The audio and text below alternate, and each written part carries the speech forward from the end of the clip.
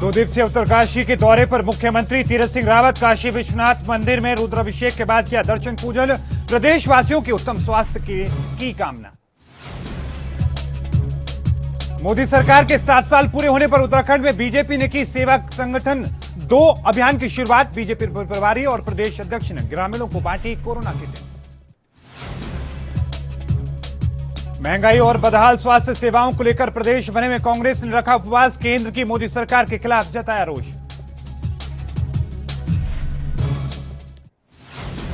और सुबह सुबह उत्तराखंड में बादलों का कहर। पौड़ी में फटा बादल, मलबा आने से बद्रीनाथ हाईवे हुआ बंद।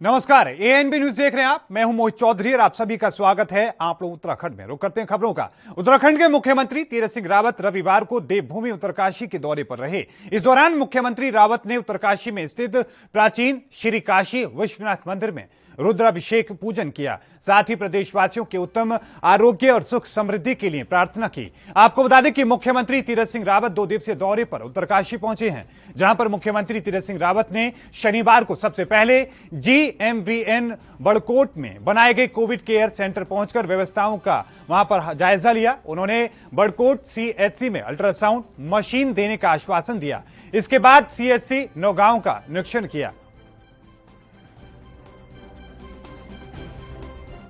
तो वहीं प्रधानमंत्री नरेंद्र मोदी के नेतृत्व में केंद्र सरकार के 7 साल पूरे होने पर उत्तराखंड विधानसभा अध्यक्ष प्रेमचंद अग्रवाल ने ऋषिकेश विधानसभा क्षेत्र के अंतर्गत खदरी भट्टोवाला चोपड़ा फार्मों में सेवा ही संगठन मंत्र के तहत 350 मास्क और 250 सैनिटाइजर वितरित किए। आपको बता दें कि केंद्र सरकार के 7 साल पूरे होने को देश भर में सेवा दिवस के रूप में मनाया जा रहा है। 1 लाख गांव में जनप्रतिनिधियों ने कोरोना संक्रमण से बचाव और रोकथाम के लिए सेवा कार्य किया जा रहा है। इस कड़ी में विधानसभा अध्यक्ष ने खदरी चोपड़ा फार्म और भट्टोवाला में अलग अलग कई इलाकों में वहां पर मास्क बांटे, सैनिटाइजर की बोतलें बांटी। वहीं आपको बता दें कि अर्पित फाउंडेशन के माध्यम से चोपड़ा फार्म और भट्टोवाल में 45 साल से अधिक उम्र के लोगों को वैक्सीन भी लगवाई गई।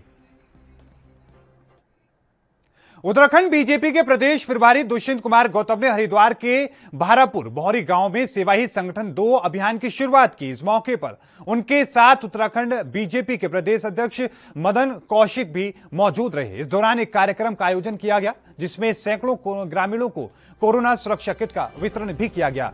ओम ग्रुप ऑफ कॉलेज के चेयरमैन मनीष सैनी की ओर से आसपास के 44 गांव में 5000 कोरोना किट बांटने का संकल्प लिया गया और इस काम के लिए प्रदेश अध्यक्ष मदन कौशिक ने उनका आभार भी जताया।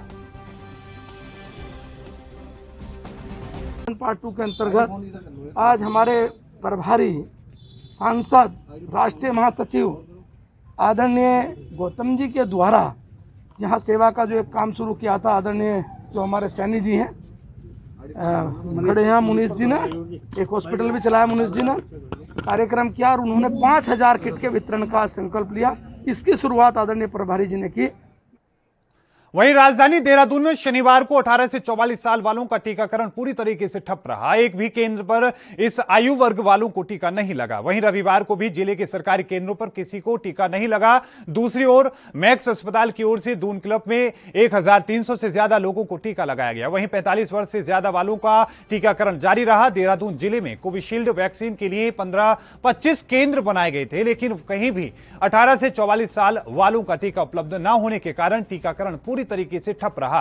दून क्लब में मैक्स हॉस्पिटल ने टीकाकरण किया। यहां पर 1364 लोगों को टीका लगाया गया। पूरे दिन दून क्लब में टीका लगाने वालों की कतार लगी रही।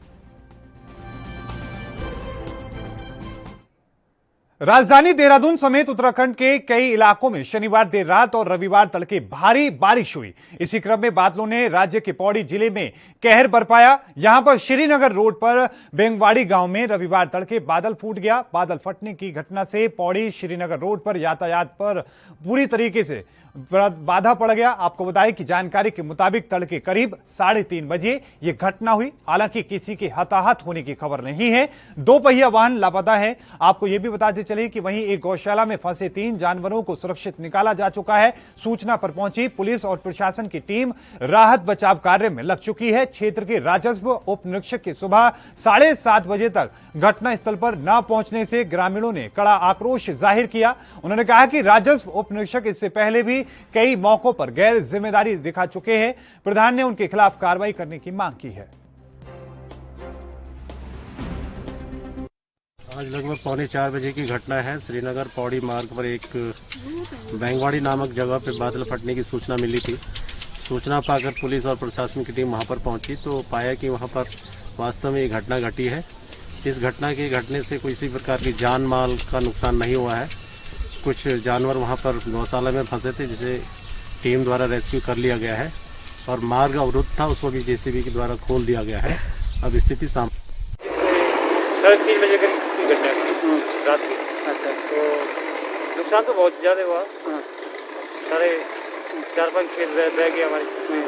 गाय की चारा वो हुआ था और दो हमारे गोवा प्लांट वो बह गए। हाँ, तो जैविक खाद के।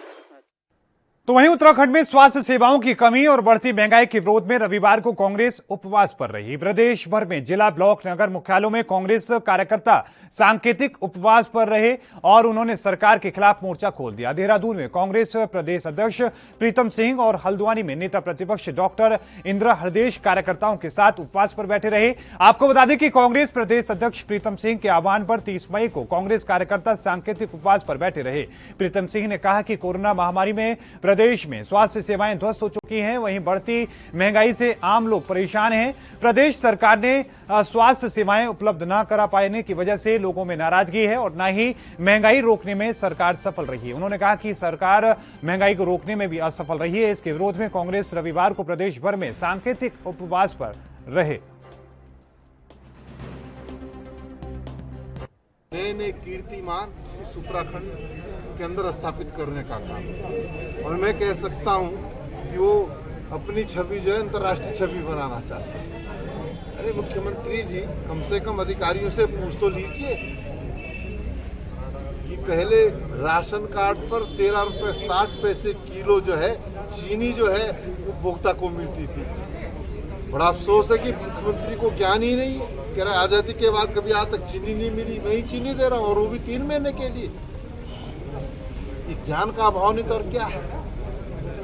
या तो मुख्यमंत्री जी ने कभी राशन कार्ड इस्तेमाल नहीं किया, आप और हमने तो रोज राशन कार्ड इस्तेमाल किया है। जब तक केंद्र में और राज्य में कांग्रेस की सरकार रही तब तक जो है गरीब आदमी को 13 रुपये 60 पैसे किलो जो है चीनी मिलती थी। मैं तीरथ सिंह रावत। तो वहीं उत्तराखंड में स्वास्थ्य सेवाओं और बढ़ती महंगाई को लेकर प्रदेश भर में कांग्रेस ने उपवास रखा, जिसमें जिला, ब्लॉक, नगर मुख्यालयों में कांग्रेस कार्यकर्ताओं की ओर से सांकेतिक उपवास किया गया। वहीं इस कड़ी में नैनीताल जिले के काला ढूंगी में भी कांग्रेस की ओर से उपवास किया गया। यहां पर कांग्रेस कार्यकर्ताओं ने शांतिप्रिय ढंग से उपवास रखा और अपना विरोध दर्ज कराया। आज गांधी पार्क में हमारे तमाम कांग्रेस के लोगों ने आज यहाँ पर पूरे देश में जो बेतहाशा महंगाई हुई है उसके विरोध में हमारे माननीय प्रदेश अध्यक्ष जी श्री प्रीतम सिंह जी के आह्वान पर पूरे प्रदेश में आज ये उपवास का कार्यक्रम रखा गया है, जिसमें पूरे जो प्रदेश में जो महंगाई आज चरम पे है, जिस मुद्दे को लेकर ये भारतीय जनता पार्टी की सरकार सत्ता पर आई थी, अच्छे दिन का प्रलोभन देकर इन्होंने सत्ता हासिल की थी, लेकिन वही आज अच्छे दिन कहीं दिखाई नहीं दे रहे हैं और लोगों पे महंगाई की सबसे ज़्यादा मार जो पड़ रही है, महंगाई की मार पड़ रही है। आप देखिए सरसों का तेल, मिट्टी का तेल तो हमें मिलता नहीं है, वो है सरसों का तेल, पेट्रोल का आज रेट जो है 100 पार कर चुका है।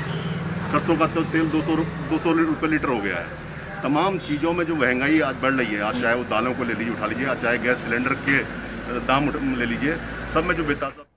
तो वहीं बढ़ती महंगाई और बदहाल स्वास्थ्य सेवाओं के खिलाफ उत्तराखंड के रामनगर में भी कांग्रेस कार्यकर्ताओं ने पूर्व विधायक रणजीत सिंह रावत के नेतृत्व में 1 घंटे का उपवास रखा। इस मौके पर उन्होंने केंद्र की मोदी सरकार के खिलाफ अपना रोष व्यक्त किया। उन्होंने कहा कि आज देश में स्वास्थ्य सेवाएं बदहाल हो चुकी हैं और महंगाई अपनी चरम पर आ चुकी है। प्रदेश कांग्रेस कमेटी के आह्वान पर आज प्रदेश में सभी जगह कांग्रेसजन जो स्वास्थ्य सेवाएं बदहाल हो गई है पूरे प्रदेश के अंदर और देश के अंदर, तथा जो महंगाई अपने चरम पे जा रही है उसके खिलाफ जो है 1 घंटे का सांकेतिक धरना कांग्रेसजन आज दे रहे हैं। उसी क्रम में हम भी यहाँ पर बैठे हैं। आज खाद्य तेल 200 रुपये से पार चले गया है। नमक से लेके सब्जी से लेके राशन हर चीज़ में दाम बढ़ रहे हैं और जो जीवन रक्षक दवाइयाँ हैं वो मिल नहीं रही। और जितने भी उपकरण हैं, चाहे वो गैस के सिलेंडर पर लगने वाला फ्लोमीटर हो, ऑक्सीमीटर हो, ऑक्सीजन नापने वाला, या दूसरे उपकरण हो, ऑक्सीजन का सिलेंडर हो, सब अपने निर्धारित मूल्य से कई गुना ज़्यादा पर मिल रहे हैं। आज जिस तरह की अराजकता बाज़ार में है उससे देख के लगता नहीं कि प्रदेश में और देश में कोई चुनी हुई सरकार है।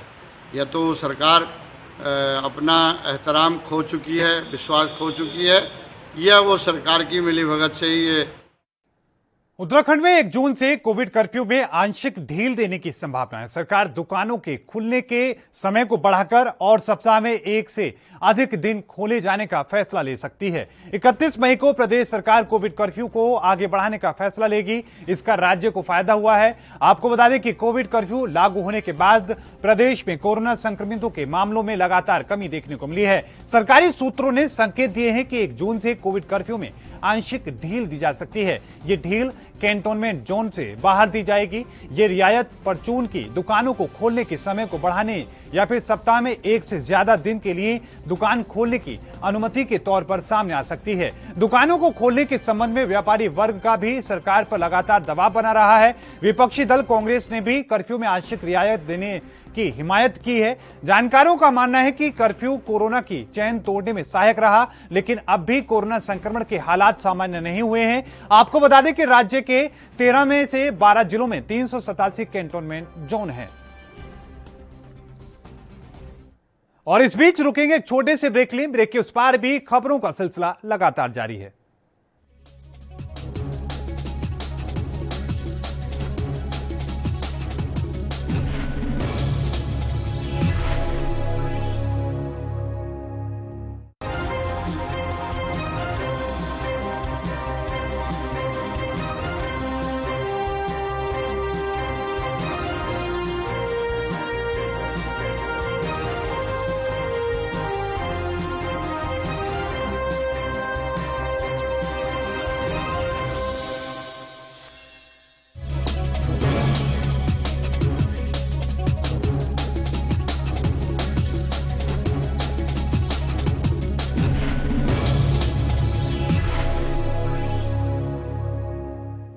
तो ब्रेक के बाद एक बार फिर से आपका स्वागत है। रुक करते हैं बाकी खबरों का। पिथौरागढ़ के धारचूला में ग्रामीणों की ओर से शिकायत की गई है कि प्रशासन की ओर से उन्हें जो कोरोना किट दी गई है उसमें से कई उपकरण खराब हैं, ग्लव्स आदि भी इस्तेमाल किए हुए हैं और बॉक्स के अंदर घटिया क्वालिटी का सामान पैक किया गया है। वहीं से लेकर अब डिप्टी कलेक्टर अनिल कुमार शुक्ला ने संज्ञान लिया है। क्या कुछ उन्होंने कहा, आइए सुनते हैं।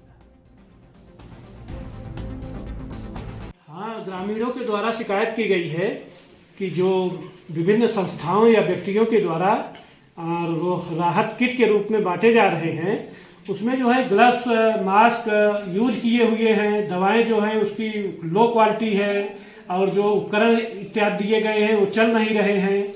इस तरीके से शिकायतें जो है आई हुई हैं, जिसमें जो है जिलाधिकारी महोदय के द्वारा भी निर्देश दिए गए हैं कि जो भी अगर इस तरीके की सामग्री का। तो वहीं रुड़की के झबुरेड़ा में Sanjeevani hospital and medical research institute के नाम से कोविड केयर सेंटर खोला गया। आपको यह भी बताते चलें कि जिसका उद्घाटन बीजेपी के प्रदेश प्रभारी दुष्यंत कुमार गौतम ने किया। इस उद्घाटन के कार्यक्रम में बीजेपी के प्रदेश अध्यक्ष मदन कौशिक और झबरेड़ा से बीजेपी विधायक देशराज कर्णवाल भी मौजूद रहे। और कोविड केयर सेंटर के खुलने से झबरेड़ा क्षेत्र को लोगों को इसका काफी लाभ मिलने की उम्मीद की जा रही है। इस अवसर पर प्रदेश अध्यक्ष मदन कौशिक ने कहा कि पूरे देश में नवंबर तक सभी नागरिकों को वैक्सीन लगा दी जाएगी।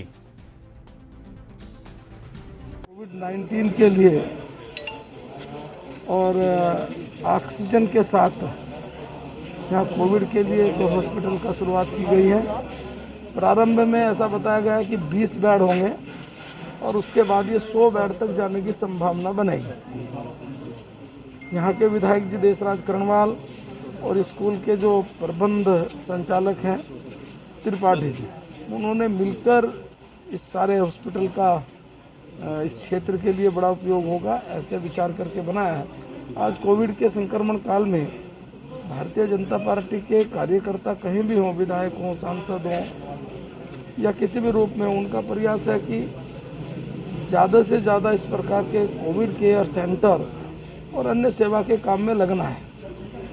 और उसी परिप्रेक्ष्य में विधायक जी ने इनके साथ मिलकर ये एक कोविड केयर सेंटर बनाया है। आज हमारे साथ में हमारे माननीय प्रभारी उत्तराखंड के सांसद, राज्यसभा और भारतीय जनता पार्टी के राष्ट्रीय महासचिव वो भी साथ आए हैं। इससे अलग कई अन्य सेवा के काम अभी और हम लोगों को जाना है। ये जो हमारा अभियान चल रहा है सेवाई संगठन पार्ट 2।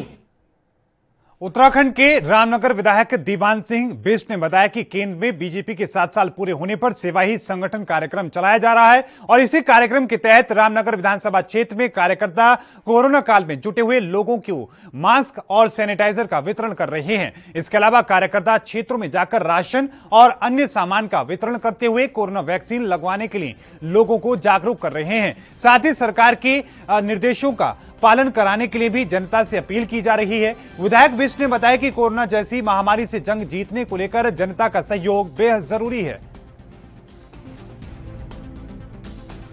सेवा ही संगठन के माध्यम से कोरोना में जो हम हेल्प कर सकते हैं, जो हम प्रसारित कर सकते हैं, गाइडलाइन कर सकते हैं, तो उसके लिए मुख्य रूप से ये बैठक बुलाई गई थी।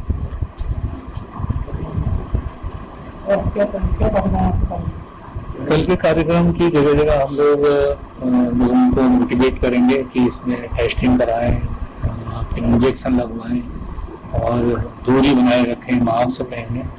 यही मुख्य रूप से हमारा कार्यक्रम है। और विधायक निधि से मैंने 50 लाख रुपया 5 आईसीयू के लिए रामनगर रामदास जोशी जी चिकित्सालय को दिए हैं, जिसमें जो बच्चों का भी आगे जो एक संभावना है तो उसके लिए दिए हैं। और 20 लाख रुपए की घोषणा मैंने मालधन हॉस्पिटल में की है। और करीब उत्तराखंड में ब्लैक फंगस के मामले बढ़ने के साथ ही एम्फोटेरिसिन बी और लिपोसोमल एम्फोटेरिसिन बी इंजेक्शन को लेकर मारामारी होने लगी है। हालांकि मरीजों के लिए इलाज के लिए दूसरे एंटी फंगल इंजेक्शन और टैबलेट का इस्तेमाल किया जा रहा है। इनमें से कुछ एंटी फंगल का कोर्स लिपोसोमल और साथ में एम्फोटेरिसिन इंजेक्शन के मुकाबले काफी सस्ता है, लेकिन डॉक्टरों और मरीजों से एम्फोटेरिसिन बी और लिपोसोमल एम्फोटेरिसिन बी इंजेक्शन की ही मंगा रहे हैं।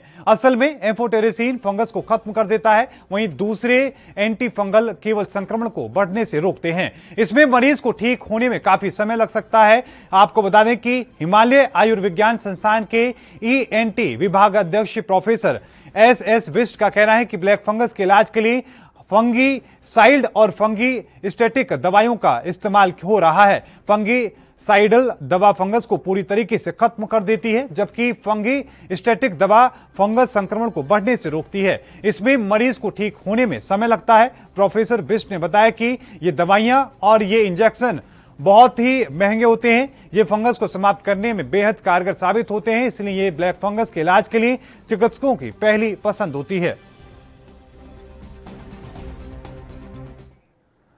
उत्तराखंड के लालकुआल दुवानी पूर्वी मंडल के अध्यक्ष दिनेश खुलबे ने एक प्रेस कॉन्फ्रेंस का आयोजन किया। इस दौरान अपने संबोधन में उन्होंने कहा कि राज्य सरकार कोरोना महामारी को लेकर गंभीर है। प्रदेश के मुखिया तीरथ सिंह रावत गांव में टेस्टिंग टीम भेजकर लोगों की कोरोना की जांच लगातार करवा रहे हैं। उन्होंने कहा कि प्रधानमंत्री मोदी की पहल थी कि लोगों की ज्यादा से ज्यादा टेस्टिंग हो और यही वजह है कि कोरोना के केसों में काफी कमी देखने को मिल रही है। उन्होंने कहा कि बीजेपी कार्यकर्ता सेवा ही संगठन के दूसरे चरण के तहत लोगों की मदद कर रहे हैं। प्रदेश नेतृत्व के आह्वान पर बीजेपी कार्यकर्ता लोगों की हर संभव मदद कर रहे हैं।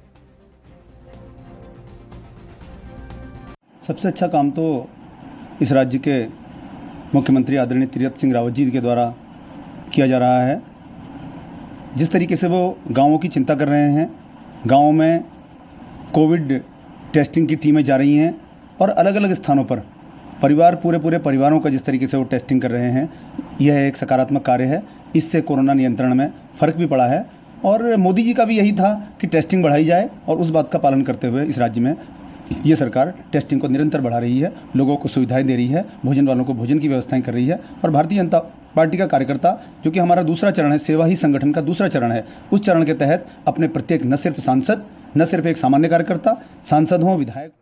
तो वहीं बॉलीवुड की सबसे मशहूर गायिका नेहा कक्कड़ को सुरों का तान सिखाने वाले दून के विशन आजाद मुफलिसी में दिन काट रहे हैं। विशन आजाद ने पहली बार नेहा कक्कड़ को एक जागरण में माइक थमाकर संगीत की दुनिया में कदम रखने का मौका दिया था। इसकी एक तस्वीर कुछ दिन पहले नेहा कक्कड़ ने अपने इंस्टाग्राम अकाउंट पर साझा की थी। मोती बाजार में एक टीन शेड के नीचे रहने को मजबूर 75 साल के विशन आजाद ने बताया कि करीब 25 साल पहले वो जागरण पार्टी में भजन गाया करते थे, जिसमें अक्सर नेहा कक्कड़ के माता पिता भी जाया करते थे। वहीं विशन के पड़ोसी आशीष सक्सेना ने बताया कि एक जागरण में विशन ने नेहा कक्कड़ को गाने का मौका दिया था। 4 मई को नेहा ने अपने इंस्टाग्राम अकाउंट पर 2 तस्वीरें साझा की थी। एक तस्वीर में गायिका नेहा कक्कड़ के साथ विशन आजाद हैं, जबकि दूसरी फोटो में नेहा की बचपन की है। आपको बता दें कि वो जागरण में माइक पर गाना गा रही है, जिसमें विशन आजाद के लिए नेहा ने लिखा था कि तस्वीर उपलब्ध कराने के लिए सर आपका बहुत बहुत धन्यवाद। यह तस्वीर देखकर आपने मुझे और ज्यादा मेहनत करने के लिए शक्ति दी है। जय माता दी। आपको बता दें कि नेहा ऋषिकेश में रहती हैं, यहां उनका घर है। अभी शनिवार को ही उन्होंने अपने सोशल मीडिया अकाउंट से ऋषिकेश की फोटो भी साझा की थी।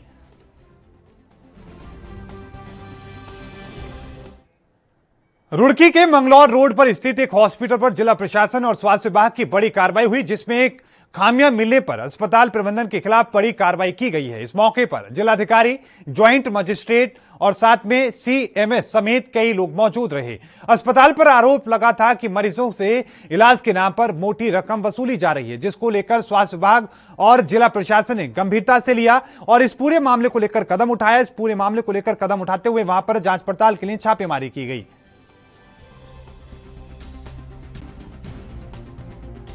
और सी पाइप को बता के मैं वेंटिलेटर 15,000 रुपए पर डे के हिसाब से लिए सी पाइप लगा कितने दिन से 20,000 रुपए का हमारा बिल बना दिया 5 दिन के अंदर। थोड़ा इधर और पेशेंट फिर भी नहीं बच पाया। कोरोना की तो जांच ही नहीं कराई इन्होंने, कोई रिपोर्ट नहीं देखी, अपनी कोई जांच नहीं कराई, कोई राउंड पे नहीं आया डॉक्टर। 25 रुपए पर डे के लिए हमसे 3,20,000 रुपए का उन्होंने बिल बना दिया। 25 रुपए विजिट थी और आज तो कोई देखने के लिए कुछ नहीं आया। अगर हम पूछते थे कि ओपीडी के बाद मिलेंगे, ये मिलेंगे और वो मिलेंगे। पेशेंट को कैसे कहते जब लेकर आए थे आप लोग यहाँ पर? बीमारी क्या थी? बीमारी उन्हें सांस में दिक्कत थी, लेकिन इन्होंने कोई जांच नहीं कराई। बस खाली पैसे जमा करते रहो, ये करके पेशेंट भी एक्सपायर हो गया। कोरोना टेस्ट हुआ नहीं था 5 दिन। कितना पैसा दिया आपने? कुछ नहीं कराया। कितना पैसा दिया आपने? 3,20,000 रुपए। कितने दिन भर्ती रहे यहाँ पर? 5 दिन। कितनी एज थी पेशेंट की? एज की 55 साल। ट्रीटमेंट नहीं हो रहा करके एक शिकायत प्राप्त हुआ है, जिसका अभी आज हमने छापेमारी किया था। छापेमारी करने के बाद मल्टीपल एस्पेक्ट्स में जो है अनियमितताएं पाई गई है, जिसमें जो है अभी पूरा कार्रवाई अभी भी गतिमान है। तो एंटायर कार्रवाई होने के बाद उचित धाराओं पर मुकदमा दर्ज होगा।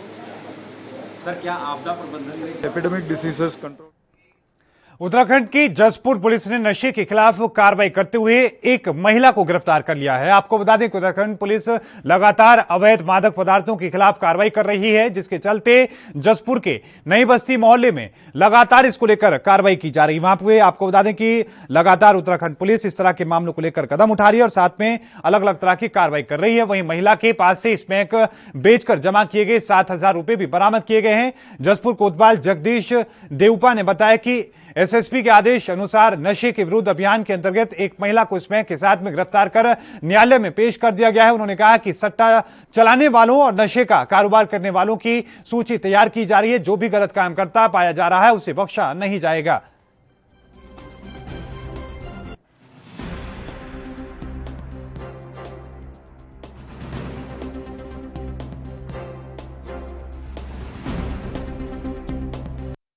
जो स्नैक का कारोबार की काफ़ी शिकायतें आ रही हैं, छोटे छोटे बच्चे भी यहाँ स्नैक की लत में पड़ रहे हैं। इस चक्कर में एक अभियान चलाया गया है एसएसपी महोदय के निर्देशन पर, उसी की कार्रवाई में कल शकीला है, एक महिला शकीला, वो नई बस्ती नाहर पार की रहने वाली हैं।